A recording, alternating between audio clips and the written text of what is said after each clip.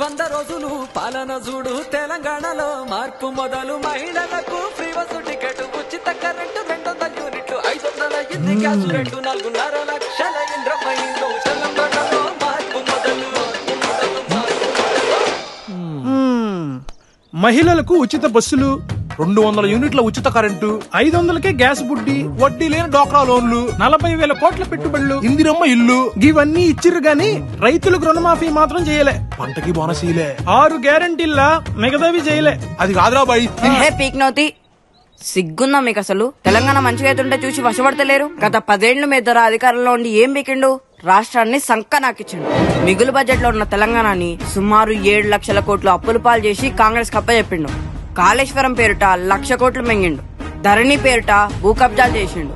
దళితులకు 3 ఎకరాల భూమిలే, రైతులకు రుణమాఫీ చేయలే, డబుల్ బెడ్రూమ్ ఇల్లు, నిరుద్యోగుల వృత్తి రాలే, ఇంటికి ఒక ఉద్యోగం అని చెప్పి పేపర్ లీకులు చేసిందే గాక ఒక్క గవర్నమెంట్ కొలువుకి ఇట్లా భర్తీ చేయలే. ల్యాండ్ శాండ్ మైన్ వైన్ మాఫియాలు చేసిండ్రు. తెలంగాణలో అందరు బతుకులు ఆగమైతే వీళ్ళ కుటుంబం మాత్రం బాగుపడ్డది. గంతెందుకు ఈ 10 ఏళ్లలో మీ దొర ఎప్పుడైనా గడి దాటి బయటకు వచ్చిండా?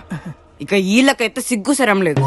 గత 10 ఏళ్ల సంధి తెలంగాణకి ఏమిచ్చిండ్రు? గాడిద గుడ్డు, రూపాయి పన్ను కడితే 43 పైసలు ముష్టేసిందే గాక బడ్జెట్ కేటాయింపులకు ఇట్లా తెలంగాణకి ద్రోహం చేసిండ్రు. విభజన హామీలు నెరవేర్చలే, పాలమూరు రంగారెడ్డి ప్రాజెక్టులకు జాతీయ హోదా కల్పించలే, బయ్యారం ముక్కు ఫ్యాక్టరీ రాలే, కాజీపేటలో రైల్వే కోచ్ ఫ్యాక్టరీ ఇవ్వలే, వరంగల్ కరీంనగర్ లను స్మార్ట్ సిటీగా చేయలే, కృష్ణా జలాల్లో సరైన వాటా అయితే హైదరాబాద్ కు ఇండస్ట్రియల్ కార్డర్ లేదు, ఒక్క మెడికల్ కాలేజ్ ఇయ్యలే, IIIT ఇయ్యలే, IIM ఇయ్యలే, ITIR పిక్కబాయ్.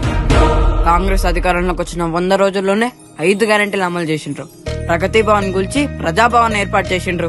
30,000 ప్రభుత్వ ఉద్యోగాలు భర్తీ చేసిండ్రు. 11,000 పోస్టులతో మెగా డిఎస్సీ పెడుతుండ్రు. కులగణన చేస్తుండ్రు. కులాల వారిగా 17 కార్పొరేషన్లు పెట్టిండ్రు. 1,00,000కు పైగా ధరణి సమస్యలు పరిష్కరించిండ్రు. 1వ తారీఖుని జీతాలు, ఆర్టీసీ ఉద్యోగులకు 21% ఫిట్మెంట్, గద్దర్ జయంతి సంబరాలు, మహిళా సంఘాలకు వడ్డీ లేని రుణాలు, 58,000 కోట్లతో మూసి ప్రక్షాళన, పాత బస్తీకి మెట్రో, పంట బీమా పునరుద్ధరణ, 40,000 కోట్ల పెట్టుబడులు, regional ring road, Narayanpet Kodangal lift irrigation project, Gulf కార్మికులకు 5 లక్షల ప్రమాద బీమా, మెగా మాస్టర్ ప్లాన్ 2050. ఏ తోడు దొంగల్లారా ఏమన్నారు ఇందాక? రుణమాఫీ చేయలేదా?